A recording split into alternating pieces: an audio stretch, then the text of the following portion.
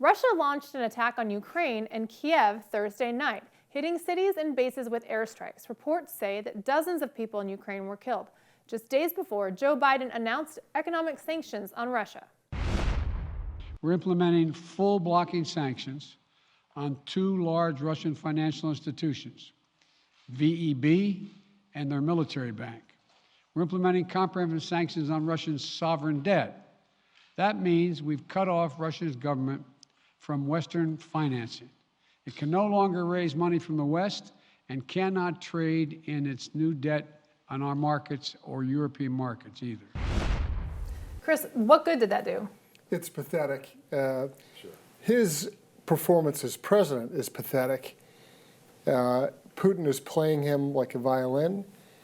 The entire collapse of this situation can be blamed on President Biden. The sanctions are virtually meaningless, particularly given Russia's relationship with China that was announced at the Olympics. China will be the backdoor to all the sanctions that they're attempting to impose on them. Here's the other message for you. President Trump, oil is $40 a barrel. President Biden, oil is now at $100 a barrel. Who benefits from that? Putin. Biden is the same president that pushed and advanced Nord Stream 2 until he decided to sanction it and shut it down. At the same time, shutting down America's abilities through the Keystone XL pipeline and other pipelines. The only person who benefits from this entire process is Putin and Russia. And just like Biden disgraced himself with the Afghanistan collapse, he's disgracing himself and endangering lives in Ukraine, one for one. And you didn't see anything even remotely like this under the Trump presidency. Right. But Putin knows who he's dealing with. They were absolute weaklings and failures when he grabbed Crimea. Yeah, exactly. Right? When Biden was vice president. Now that he's president, Putin detects that he's a doddering person who doesn't even have an awareness. If it's not on the teleprompter, he can't say it. Exactly. You had made a quick comment about something that Brian Brozzi had said. You know, we're working with law enforcement in case radicals on the left or right try to somehow infiltrate. What was your comment? Unless they are law enforcement themselves. So we have lots of reason to suspect.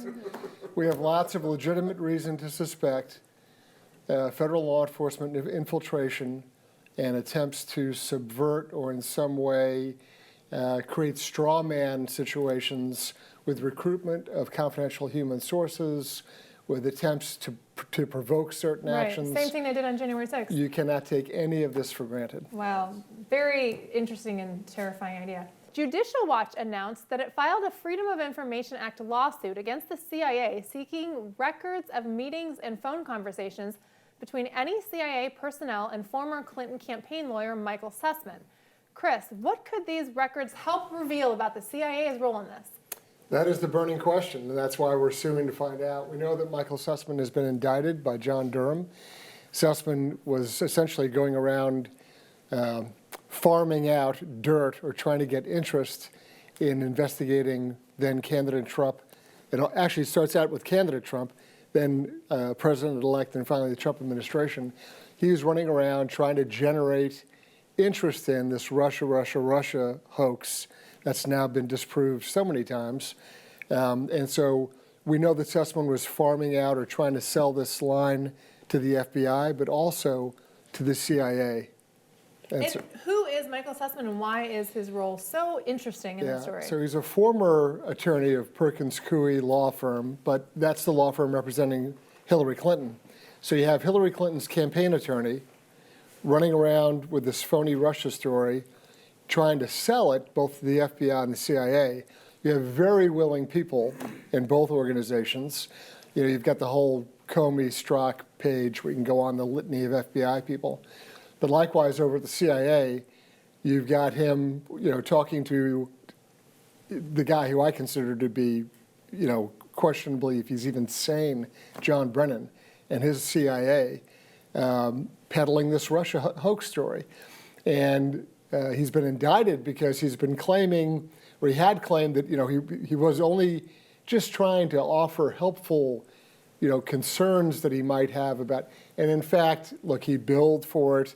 it was an absolute project of his firm and his work to generate this phony story and then to sell it in an effort to destroy the political candidacy of Mr. Trump. And to be clear, this was Hillary Clinton's campaign lawyer who was Correct. getting paid to actively solicit the federal government to investigate the sitting president of the United States. That is correct, and there is increasingly damning evidence. Mr. Durham is operating at a glacial pace, unfortunately, but the information he has been releasing and uncovering points to a level of criminal conspiracy that makes Watergate look like, Keystone Cop stuff. Right, it pales in comparison. Thank you very much for the topic.